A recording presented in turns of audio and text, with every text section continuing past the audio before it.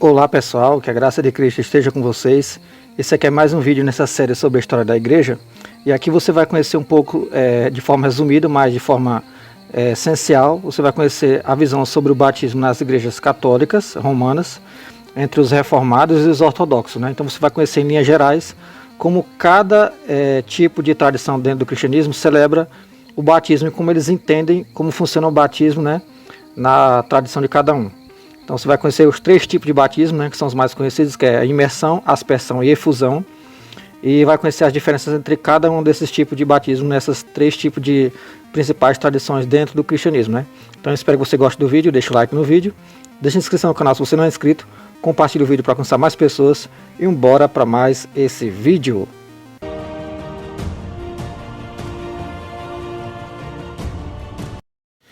Então vamos conhecer sobre o batismo infantil na visão reformada e católica, né, que é praticamente a mesma. O batismo infantil, também conhecido como batismo de crianças ou batismo de bebês, é uma prática comum em algumas tradições cristãs, notavelmente na Igreja Católica e em algumas igrejas reformadas. Abaixo estão algumas informações sobre o batismo infantil nessas tradições. Batismo infantil na Igreja Católica. Razões teológicas. A Igreja Católica defende o batismo infantil com base na ideia de que o batismo é um sacramento de iniciação cristã que remove o pecado original e concede a graça salvadora. Momento do batismo. O batismo infantil na Igreja Católica é frequentemente administrado nos primeiros meses de vida da criança, mas pode ocorrer em qualquer fase da infância. Responsabilidade dos pais e padrinhos. Os pais e os padrinhos desempenham um papel significativo no batismo infantil católico. Eles fazem promessas em nome da criança, comprometendo-se a criar a criança na fé católica. Batismo infantil em igrejas reformadas, ou calvinistas, né, que tem essa visão. Teologia da aliança. Teologia da aliança vai dizer o seguinte: nas tradições reformadas, o batismo infantil muitas vezes está ligado à teologia da aliança, ou seja, o aliancismo, né, na visão deles, claro. A criança é considerada parte da comunidade da fé através da aliança, e, portanto, é batizada como sinal dessa inclusão. Assim como acontecia, pessoal, para ficar mais claro, lá no período lá de Israel, que as crianças eram imersas na aliança através da circuncisão, né, ao 8º dia de nascimento. Promessas dos pais. Os pais em igrejas reformadas geralmente fazem promessas semelhantes às da Igreja Católica, comprometendo-se a criar a criança na fé cristã, porque eles preservaram essa tradição desse entendimento teológico sobre o batismo. Por isso que eles fazem do mesmo jeito que os católicos. Compromisso com a comunidade da fé. O batismo infantil em tradições reformadas é visto como uma expressão do compromisso da comunidade de fé para com a criança e dos pais para com a comunidade. Diferenças. Enquanto a Igreja Católica vê o batismo infantil como conferindo a graça salvadora e removendo o pecado original, as igrejas reformadas muitas vezes veem o batismo como um sinal de pertencimento à comunidade de fé. Nas outras igrejas reformadas, o entendimento do batismo infantil pode variar. Alguns veem isso como uma promessa e dedicação dos pais, enquanto outros podem enfatizar mais a dimensão sacramental. É importante notar que as práticas e especificações específicas podem variar dentro dessas tradições e, conforme explicado, são generalizações que podem não abranger todas as nuances teológicas em cada comunidade específica. Então, apesar de ter esse entendimento parecido com o catolicismo romano, eles entendem de forma diferente a questão do batismo infantil, e entre as próprias igrejas reformadas que fazem o batismo infantil, nem todos vão ter o mesmo entendimento sobre o ato do batismo.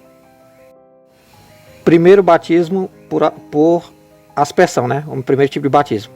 O batismo por aspersão é uma prática cristã na qual a água é aspergida ou derramada sobre uma pessoa que está sendo batizada. Diferentemente do batismo por aspersão, na qual a pessoa está submersa na água, o batismo por aspersão envolve a aplicação de água de maneira mais simbólica. Essa prática tem suas raízes históricas e teológicas e é adotada por várias tradições cristãs. Algumas razões pelas quais as igrejas praticam o batismo por aspersão incluem associação com a purificação simbólica. A aspersão pode ser vista como um símbolo de purificação espiritual. A água é vista como um símbolo de limpeza dos pecados. Acessibilidade. O batismo por aspersão é muitas vezes considerado mais acessível às pessoas com condições de saúde que podem tornar a tradição na água impraticável, né? Ou seja, a pessoa que está com uma condição de saúde debilitada e não pode ter acesso à água no sentido de entrar no rio, né? Então a aspersão fica mais fácil para ele. Tradição histórica. Algumas tradições cristãs, especialmente aquelas com raízes na igreja primitiva e na igreja católica, têm uma longa história de batismo por aspersão. Esse primeiro tipo de batismo, pessoal, é o batismo feito pelas igrejas católicas e reformadas calvinistas. Interpretação teológica.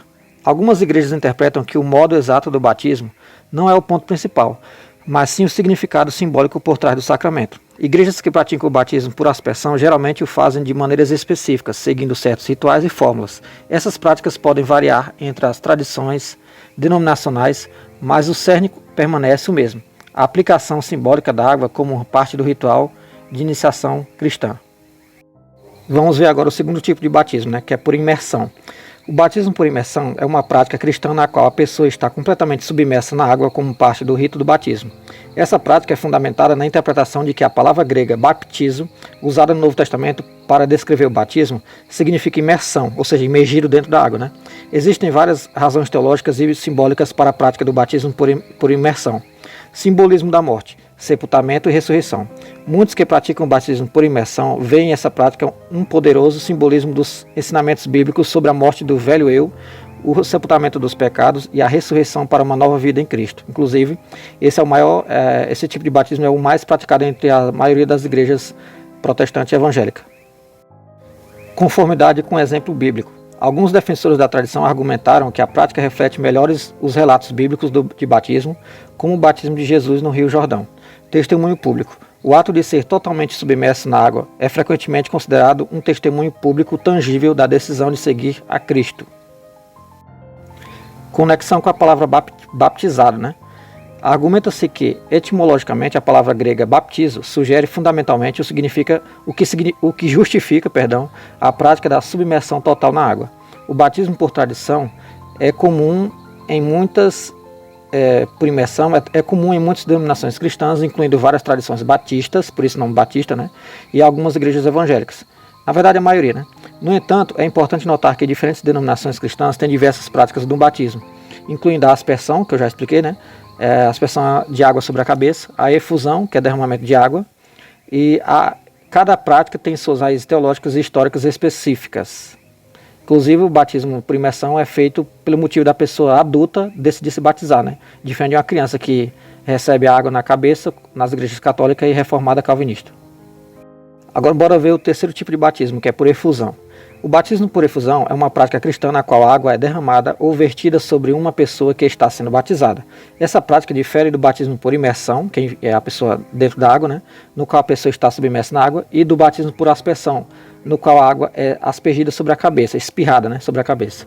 O termo efusão refere-se ao ato de derramar ou verter, e no contexto do batismo significa o derramamento da água sobre o indivíduo como parte do rito sacramental. Algumas razões pelas quais as igrejas praticam o batismo por efusão incluem acesso universal.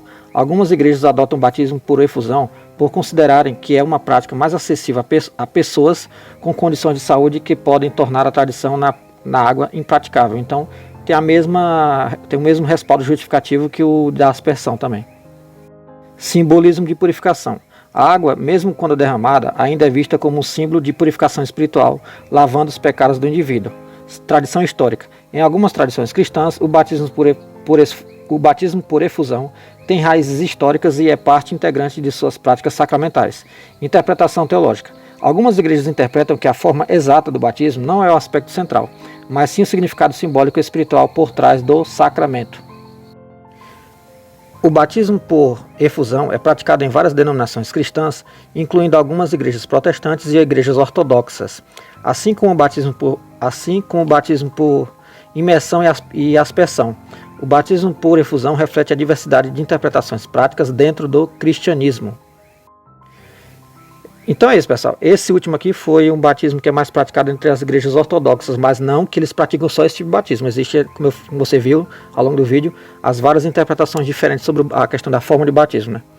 Então espero que você tenha gostado desse vídeo. Deixa o like no vídeo, deixa a inscrição no canal se você não é inscrito, compartilhe esse vídeo para alcançar mais pessoas para o canal crescer. Deixa o teu comentário também para eu saber o que você está achando do vídeo e dessa série sobre a história da igreja.